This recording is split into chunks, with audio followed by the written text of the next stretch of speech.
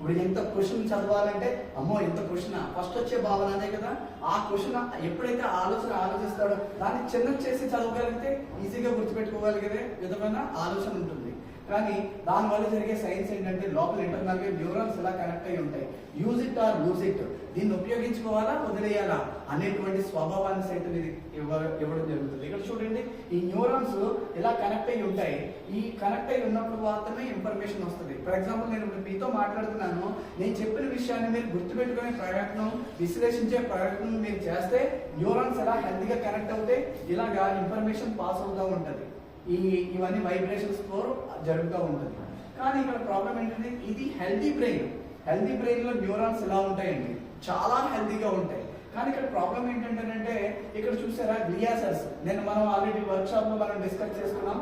ఈ glia cells ఏం చేస్తాయి అంటే ఈ రెడ్ కలర్ ఉన్నాయి కదా, ఇది మైక్రోగ్లియా అని అంటామండి. ఈ వైట్ కలర్ ఉన్నాయి కదా ఆస్ట్రోసైట్స్. మైక్రోగ్లియా ఏంటంటే నాకు నా మీద నమ్మకం లేదు అని అంటే మైక్రోగ్లియా అంటే నన్ను నేను తప్పు చేసుకుంటాను, నన్ను నేను పనికిరాని వాడిగా భావిస్తాను, నాకు అది రాదు, నేను చెయ్యలేను అనే భావన మైక్రోగ్లియా వల్ల వస్తుంది. అదే ఆస్ట్రోసైట్ అనుకోండి, క్రూరమైన ఆలోచనలు, పక్కన వాడిని పడగొట్టేయాలి, పక్కన వాడిని కీడు చేయాలి, పక్కన వాడిని నాశనం చేయాలి, ఇలాంటి నెగిటివ్ థాట్స్ వస్తాయి, విలన్ మెంటాలిటీ వచ్చేస్తుంది ఆస్ట్రోసైట్. ఈ రెండు వల్ల మాత్రమే మనిషి యొక్క ఆలోచనలు మారుతున్నాయి. ఇవి ఎలా వస్తాయి అంటే మనం చూసే కళ్ళు, వినే చెవులు, పలికే నాలుక, వీటి వల్లే వస్తుందండి. 5 సెన్స్ ఆర్గాన్స్ వల్లే మనకి నెగిటివ్ ఆలోచనలు వస్తూ ఉంటాయి. ఎగ్జాంపుల్ ఒక సినిమా చూసి తగ్గేది ఎలా అంటాడు, అది బిహేవియర్ ఇంకా ఫిక్స్ అయిపోతుంది వాడికి. ఏంటంటే ఇది గ్లియా సెల్, ఎందుకంటే గ్లియా సెల్స్ కాదు, ఇది ఆస్ట్రోసైట్ యాక్టివేట్ అవుతుంది. అనవసరమైన ఆస్ట్రోసైట్ ని మనం ఇంప్లాంట్ చేసినట్టు. అందుకని పిల్లలకి అడల్ట్ సర్టిఫికేషన్ ఉంటుందండి. సినిమా చూపించినప్పుడు అడల్ట్ సర్టిఫికేషన్ ఉన్న సినిమాని చూపించకూడదు పిల్లలకి. అది చూపించడం వల్ల ఏమవుతుందంటే నెగిటివ్ థాట్స్ వస్తాయి, అనవసరమైన ఆలోచనలు వస్తాయి. వాళ్ళకి వయసుకు సంబంధం లేకుండా పెద్దవాళ్ళలాగా ఆలోచించడం మొదలు పెడతారు. ప్యూబరిటీ రాకముందే లవ్ అఫైర్స్ స్టార్ట్ అయినట్టు ఇప్పుడు చూస్తున్నాం చాలా చోట్ల. ప్యూబరిటీ రాదు, అప్పటికే వాడు 3rd క్లాస్ లోనే వాడికి ఒక గర్ల్ ఫ్రెండ్ ఉంటుంది. సో సిచ్యువేషన్ అది, అంటే ఫన్నీగా ఉంటుంది చెప్పుకోవడానికి, కానీ ప్రాక్టికల్ గా చెప్పాలంటే వాళ్ళు చూస్తుంది, వాళ్ళ వింటుంది, వాళ్ళ మాట్లాడుతుంది, వాళ్ళ చుట్టూ జరిగే వాతావరణం జరిగే ప్రతి ఒక్క అంశం కూడా ప్రవర్తనగా పరిణమిల్లుతుంది. అర్థమైందా teachers? So this is how glia cells will resonate in this behaviours.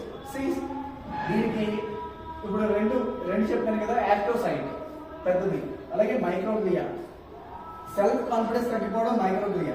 అయితే ఈ మైక్రోగ్లియా ఎలా డిస్టర్బ్ చేస్తుంది? ఒక హెల్తీగా బాగా చదువుకున్న వ్యక్తి ఉన్నాడు, నేను బాగా చదివాడు, మంచిగా గుర్తుంది, కానీ నెగిటివ్ ఆలోచన, నాకు వేరే దాని మీద ధ్యాస వెళ్ళిపోయింది, ఈ ఇన్ఫర్మేషన్ సైతం నేను మర్చిపోతాను. ఎందుకంటే అదిగోండి ఇక్కడ మైక్రోగ్లియా వచ్చి దీన్ని డిస్టర్బ్ చేస్తుంది. చూడండి ఎలా డిస్టర్బ్ చేస్తుంది, చూడండి ఇదిలా వచ్చి దీన్ని డిస్టర్బ్ చేస్తుంది. చూడండి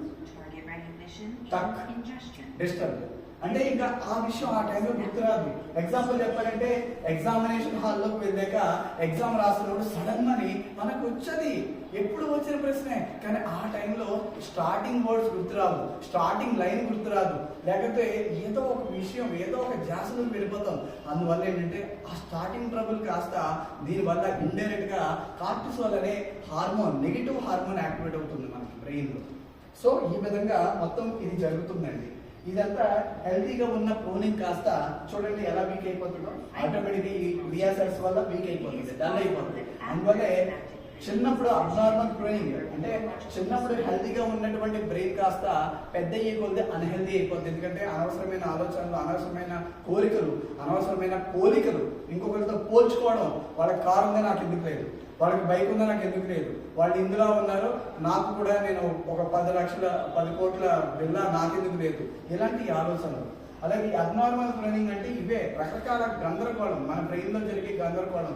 దీన్నే న్యూరలాజికల్ డిజార్డర్స్ ఇదే కారణం. దీనివల్లే స్ట్రెస్, ఎపిలెప్సీ, అంటే ఒక రకంగా చెప్పాలంటే స్ట్రెస్, ఒక రకంగా చెప్పాలంటే రకరకాల చెప్పుకోవచ్చు మనం, మానసిక వ్యాధులు, మానసిక రుగ్మతలు అంటే డిప్రెషన్, యాంగ్జైటీ, సిజోఫ్రెనియా వరకు దారితీస్తాయండి. సిజోఫ్రెనియా అంటే లిటరలీ మెంటల్ డిజబిలిటీ, అంటే మానసిక తత్వం వ్యక్తి యొక్క మనస్తత్వం కూడా పర్ఫెక్ట్ గా ఉండదన్నమాట. అది ఫ్లక్చువేట్ అవుతూ ఉంటుంది. సో ఈ విధమైన థింగ్స్ అన్ని ఇలా జరుగుతూ ఉంటాయి. సో దీనివల్ల ఏంటంటే ఇటువంటి చిన్న విద్యార్థిగా ఉన్నాడు ఇలా ఉండేది, పెద్ద ఇదొకటి ఇలా. ఇది ఎప్పుడైతే ఫుల్ అబ్నార్మల్ అయిపోయిందో సిజోఫ్రెనియా అంటే మెంటల్ పేషెంట్ అయిపోతాడు మనిషి. మొత్తం న్యూరాన్స్ అన్ని పోతాయన్నమాట బ్రెయిన్ లోంచి. ఏం చేస్తున్నారో తెలియదు, ఎలా ఉంటున్నారో తెలియదు, ఒంటి మీద బట్టలు ఉన్నాయో కూడా తెలియదు. అలాంటి పరిస్థితుల్లో వెళ్ళిపోతారు. అంటే ఆ సెన్స్ అనేది కోల్పోతారు. అలాగే దీనికి కూడా చూడండి, 5 సెన్స్ ఆర్గాన్స్. తనకు ఆకలి వేస్తున్నా సరే ఆకలి కూడా తెలియదండి. మొత్తం 5 సెన్స్ ఆర్గాన్స్ తన కంట్రోల్లో ఉండవు. అలాగే ఒకవేళ ఇది ఓవర్ గా ఉందనుకోండి, ఇప్పుడు చూస్తున్నాం కదా ఆటిజం అంటున్నాం, ADHD అంటున్నాం, ఇలాంటి అంటే ఓవర్ గా ఉంటే ఆటిజం అండ్ ఎపిలెప్సీ లాంటి ప్రాబ్లమ్స్, బ్రెయిన్ కి సంబంధించిన ప్రాబ్లమ్స్ వచ్చే పాసిబిలిటీస్ ఉన్నాయి. సో ఈ విధంగా నేను ఇది మీకు సైంటిఫిక్ గా నిన్న ఈ సెషన్ లో చెప్పాల్సి ఉంది. కాకపోతే మన వర్క్ షాప్ నేను సర్టిఫికేట్ డిస్ట్రిబ్యూషన్ పెడుతుంతో డిస్టర్బ్ అయింది కాబట్టి నేను ఈ రోజు నేను స్పెషల్ గా మీకు చెప్పడానికి ప్రయత్నించాను. అలాగే ఈ సెషన్ ని కూడా చూసి దీని తర్వాత మీకు ఒక రేటింగ్ స్కేల్ వస్తుంది. దాంట్లో you have to choose your the best. మీకు ఈ రోజు చెప్పిన ఈ క్లాసు ఎలా నచ్చిందా, నచ్చకపోతే ఏ విధమైన ఇది ఉన్నాయి, నాలో ఏం మార్పులు చేసుకోవాలి, ఒక రేటింగ్ స్కేల్ ఉంటుంది. దాంట్లో రేటింగ్ ఇస్తే దాన్ని బట్టి నేను ఫర్దర్గా మీకు ఈ క్లాస్ని మరొకసారి ఏ విధంగా రిపీట్ చేయాలో ఆ విధంగా నేను రిపీట్ చేసే ప్రయత్నం చేస్తాను. ఓకేనండి, నమస్కారం.